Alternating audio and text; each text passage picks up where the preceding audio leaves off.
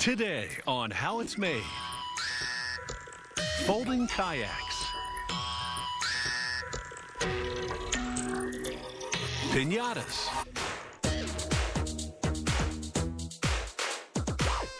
Garbage trucks. And ceramic composite brake discs.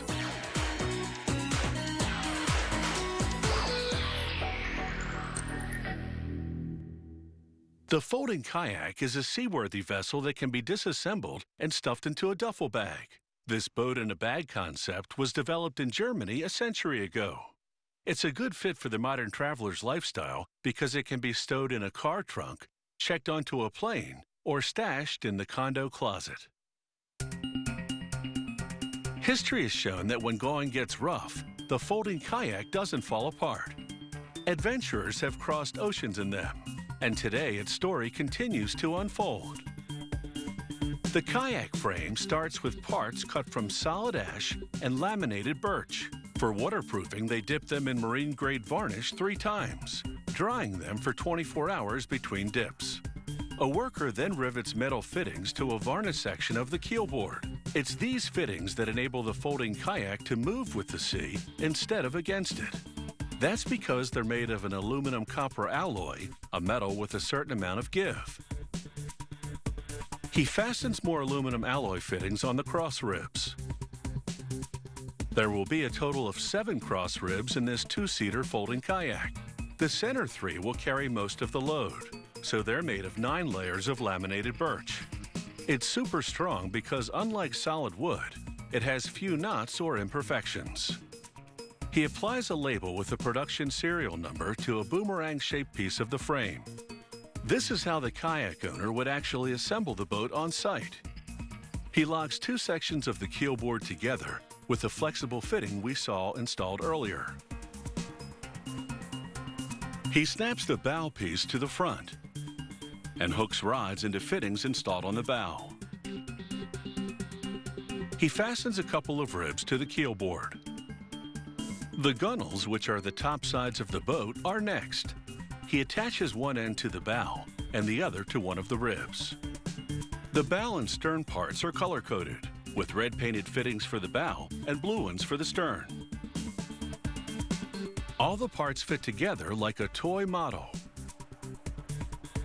With both gunnels now attached, he's ready to install more ribs, the laminated birch ones that form the cockpit.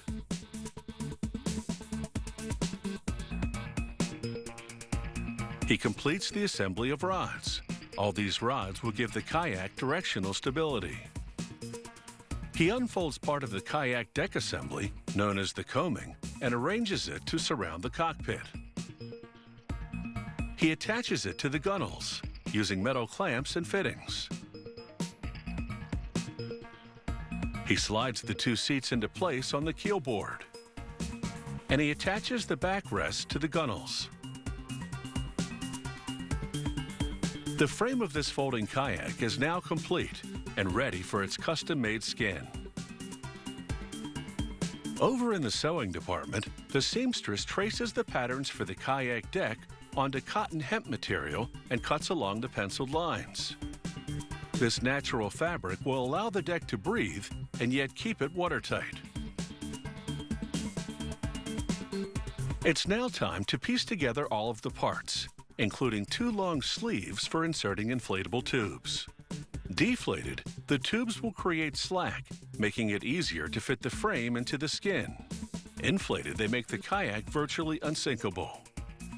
Once the thick layers have been stitched together, she's ready to insert the inflatable tubes. They were pumped full of air to be examined for holes, so she deflates them. She uses a long pole to extend her reach and push the inflatable tube into the sleeve. With the synthetic rubber hull now stitched to the deck fabric, the skin is complete and ready for the kayak's wooden frame. This particular model has been painted black. If the fit is even slightly off, the kayak won't perform properly. This skin fits like a glove. He brushes glue onto the tips of the bow and stern, and then presses molded rubber bumpers onto those areas. The bumpers will protect the ends of the hull casing, which takes a lot of hard knocks. In total, it takes about 50 person-hours to make a folding kayak. It should take the owner about 15 minutes to disassemble or assemble one. For some, it will become a traveling essential, part of the luggage on any trip.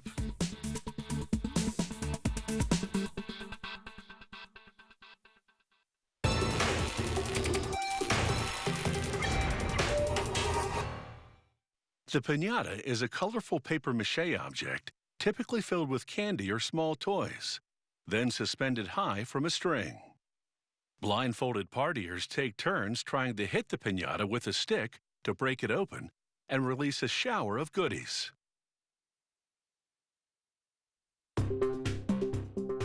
From popular cartoon characters to colorful, glittery shapes, today's piñatas are a big hit at kids' parties where children eagerly await the decisive blow that breaks open the piñata, releasing the treats inside.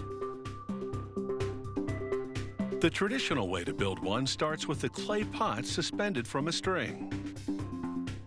The piñata maker glues cardboard shapes to it and secures them by gluing on pieces of newspaper. Then she covers the rest of the pot. When the glue dries, she decorates the surface with colorful paper.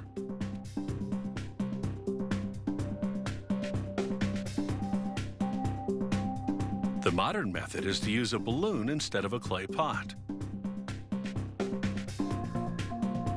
After inflating the balloon, she pastes pieces of newspaper all over it. This technique is known as papier-mâché.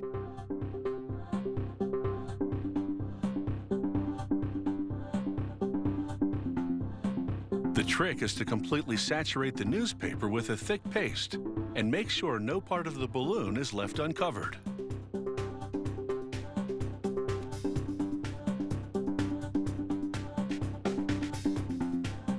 She continues this process until she's built up 2 or 3 even layers of newspaper all over the balloon.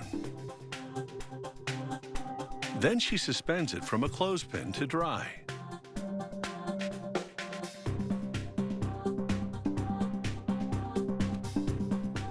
Hours later, the papier-mâché is hardened into a shell around the balloon, which she now breaks and removes. Next, she cuts an opening at the top of the shell. This is the hole through which the buyer will fill the piñata with treats. She'll later reattach the cut piece to make a trapdoor.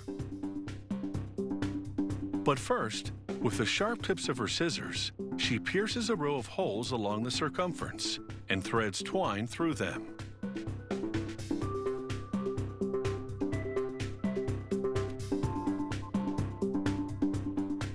She leaves long ends at the top with which to suspend the piñata.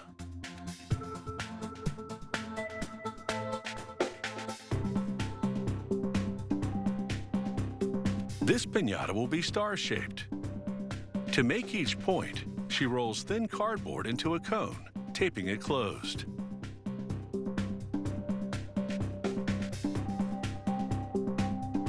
She trims it to the required size, then cuts tabs at the base and bends them back.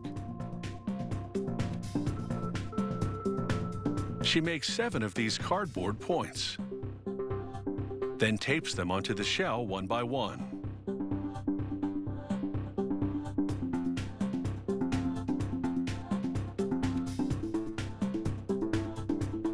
Once all 7 are positioned, the decorating with colorful glittery foil wrapping paper can begin. She tapes a sheet around each point of the star.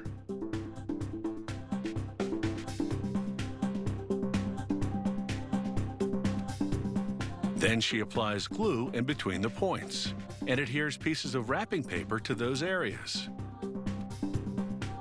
She folds other pieces into flower shapes and glues them on as well.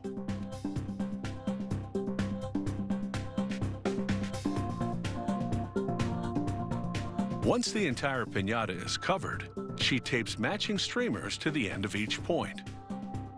Historians believe Spanish missionaries used star piñatas like this one to convert the native peoples in the Americas to Christianity. The star symbolized Satan, its 7 points the 7 deadly sins, its beautiful colors temptation. Wearing a blindfold represented blind faith in God. Striking the piñata with a stick meant goodness and virtue battling evil. Breaking the piñata, releasing a shower of treats or trinkets, symbolized heavenly rewards.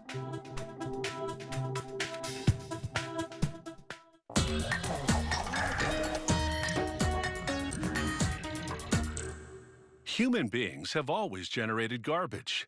In the battle to keep the streets clean, the mechanized garbage truck is a combat vehicle.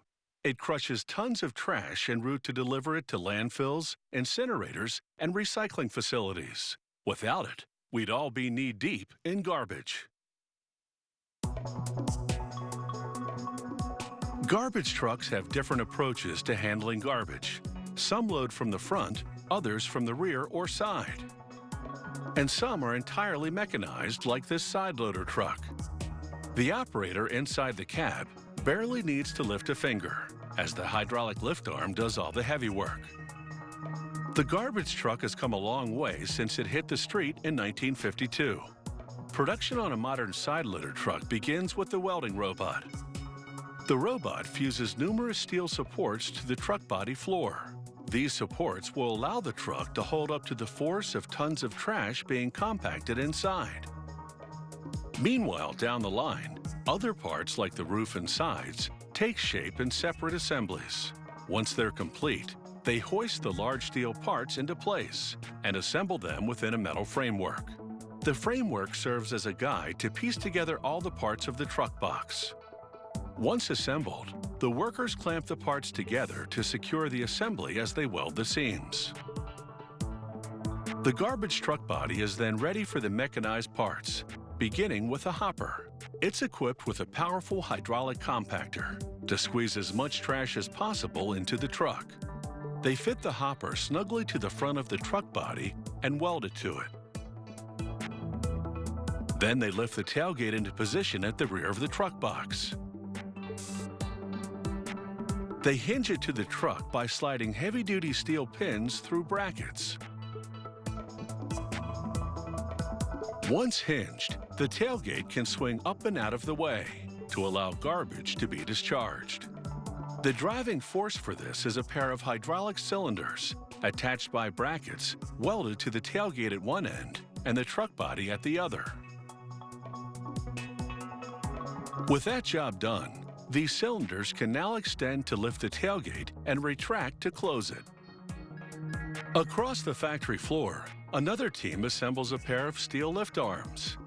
These lift arms are designed for another kind of truck, the front-end loader. It's mainly used to collect hefty commercial garbage containers. In action, these arms pivot around the truck cab and extend to the front to fork up the trash container and deposit the contents in the hopper. Hydraulic cylinders also power these lift arms. When the task is complete, the forks at the end of the arms fold back out of the way.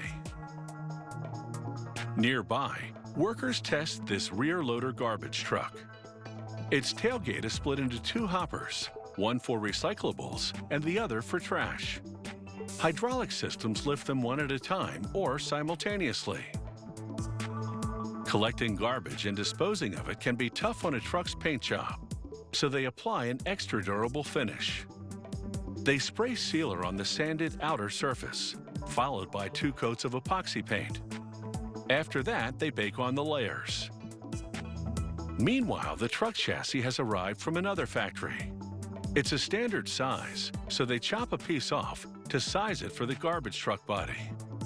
They install bracket plates at the back and slide thick pins through the holes to join the truck body to the chassis. Using a crane, they lift the automated side loader truck body onto the modified chassis.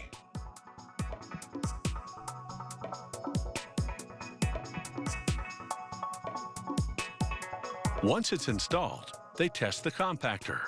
Dual hydraulic cylinders push the ejector blade to the back of the truck. They test the tailgate, which has by now been equipped with signal lights, mud flaps, and other parts, and verify that everything functions properly. Once a truck passes muster, it's ready to handle whatever garbage society throws its way.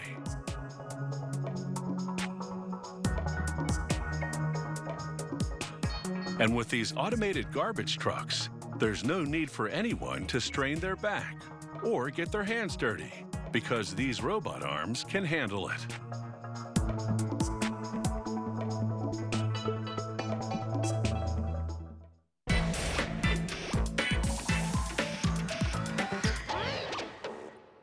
High-performance cars typically have ceramic composite brake discs rather than regular cast iron ones. That kind of power on wheels requires being lightweight, and cast iron is very heavy. It would also wear out too quickly due to the intense heat friction generates when you brake a car with such a powerful engine. Ceramic is heat-resistant, up to 1830 degrees Fahrenheit. Therefore, these ceramic composite brake discs last about 60 times longer than standard cast iron discs. Ceramic composite means the ceramic material, silicon, is combined with carbon fiber for strength.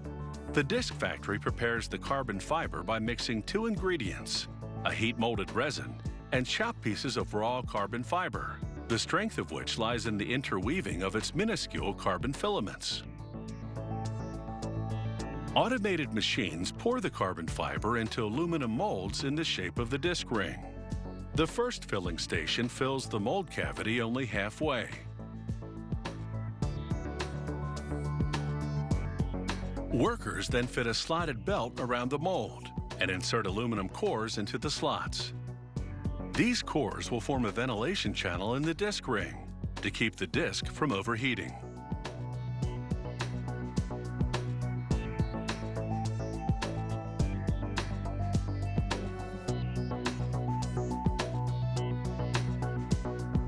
Now the mold moves on to the next filling station.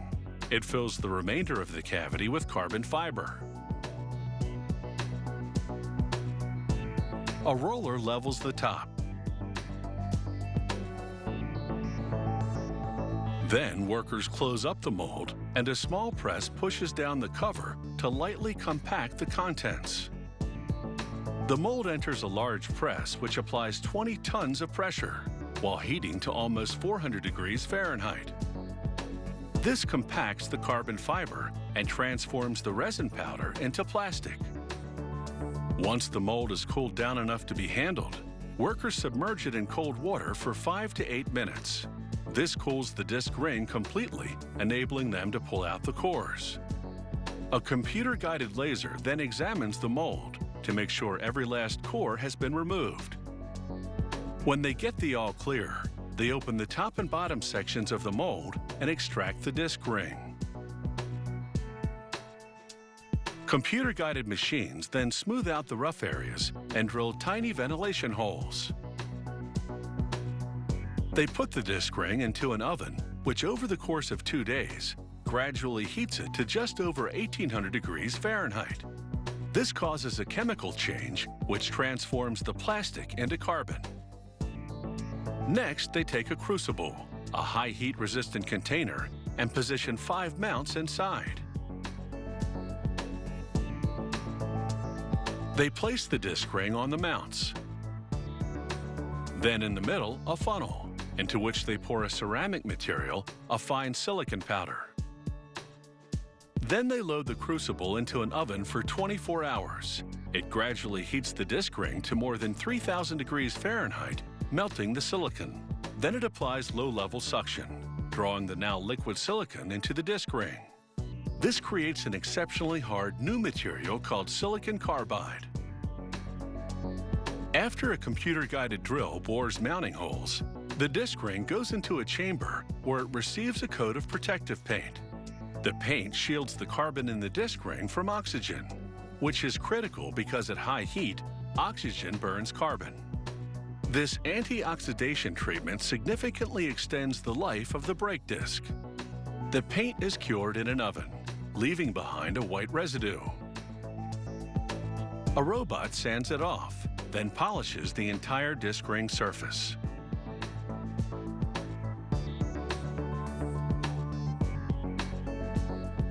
Here's what the finished disc ring looks like before it's cleaned and polished. And after. Every single brake disc ring undergoes a meticulous inspection. This sophisticated machine takes thousands of high-definition photographs of the surface, which a computer then analyzes in micron-level detail. To complete the brake disc, they affix the bell, a circular component in the middle which connects the brake disc to the vehicle. The bell is made of either aluminum or stainless steel and bolted into the mounting holes in the disc ring.